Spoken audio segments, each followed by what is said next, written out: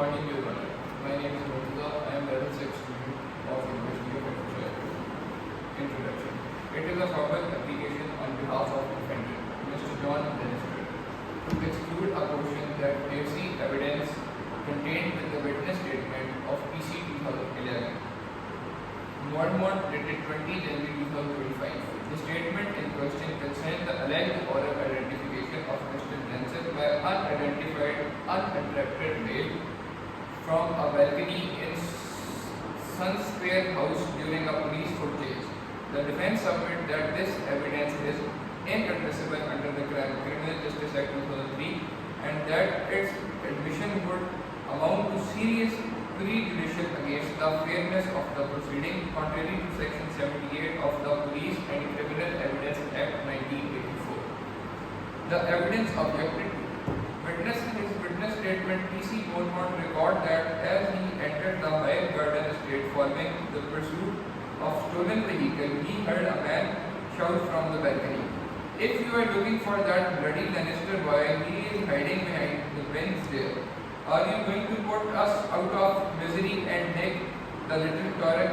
PC Mormont states that he did not identify the speaker but believed he was an elderly man residing number 4 of Sunsquare House. No further steps appear to have been taken by prosecution to trace or identify this individual, despite the prosecution has indicated the intention to rely on his statement as part of this case. The nature of evidence and its prejudicial impact. This hearsay statement is not merely peripheral. It's purports to directly identify the defendants as the person being pursued in connection with the stolen vehicle. Given that the central issue in this case is one of identifier and the prosecution has no CCTV or forensic evidence linking Mr. Lannister to the vehicle or vulnerability, this identified statement carries disappropriate weight. The speaker used of phrase that bloody Lannister boy implies previous familiarity or animosity. The language puts out of misery and make the little Torek reflects a hostile and prejudicial opinion of the defendant. The jury may be unduly influenced by such emotive language, particularly as it gives the appearance of corroboration from an apparently independent civilian witness.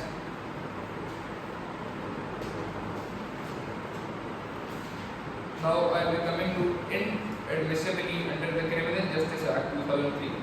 This hearsay statement does not meet any of the gateways for admissibility under the Criminal Justice Act 2003, Section 1141. Not within any of specified categories under Section 1141 AC. The witness is not present to be cross-examined. The prosecution has not sought to rely on Section 116. The statement does not form part of any business or public records according to Section 117. Section 1141D, not in the interest of justice. Under Section 1141D, a hearsay statement may only be admitted where the court is satisfied that it is the interest of justice. However, applying the statutory checklist Section 1142, it is clear this test is not met. Section 1142A. There is no evidence that the statement was made concurrently with the events. The tone and the consent suggest it may be tainted by opinion or hostility rather than objectivity. Section 1142E. There is no suggestion that the declaration has a good reason not to give evidence. In fact, no attempt appeared to have made to trace them. Section 1142G. The defense cannot challenge the statement at all. We cannot examine the declarant's visual acuity, lighting condition, possible intoxication or birth. Section 1142H. The importance of the statement in the context of the case is high. It supports identification, but the safeguards required to ensure its reliability and wholly absent.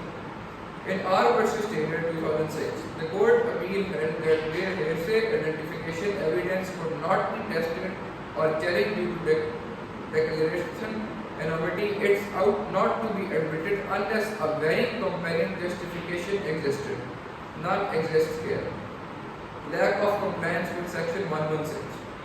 Even if the grounds of the admit the statement under section 116, it would fail section 116 permits the admission of hearsay where the witness is unavailable due to death, unfitness or other specific reason. Here, the witness is not known to be dead. The Crown has offered no evidence that they attempted to identify or contact the individual. In another case, R versus Khwaja 2009, the House of Lords held that hearsay evidence from an absent witness should not be admitted unless very reasonable effort has been made to secure their attendance. Now I'll come to unreliability and lack of necessity under section 117. This evidence also falls under section 117, which relates to business document and record. The statements in an oral comment not part of any record or formal accounts and was not made in circumstances designed to ensure accuracy. It is inherently unreliable. Prejudice and discretion under section 78 of 1984. Even if the statement were technically admissible under the Criminal Justice Act 2003, the court must also consider whether its admission would render the trial under section 78 of case 1984. In R versus Glassman 1986 AC 41, the House of Lords affirmed that the principle that fairness must be overriding consideration when admitting evidence, particularly where it may not be open to proper challenge. So, in conclusion, I will say that the reason set out above, the defense submits that the hearsay statement made by the unidentified man from Sunsquare House is inadmissible under the Criminal Justice Act 2003, not in interest of justice, capable of prejudicing the fairness of proceeding under section 78 of case 1984. Accordingly, we request that the court order the exclusion of this portion of PC Mormon's statement from the evidence to be abducted at trial. Thank you. Counsel, the person making the statement identified the defendant in clear words. Still, why do you think the statement is not reliable? Sir, for a statement to be admissible, it is necessary that it should be presented by the witness to check that it is fair or not. The statement taken by any other person is not admissible in this case. Thank you, Counsel.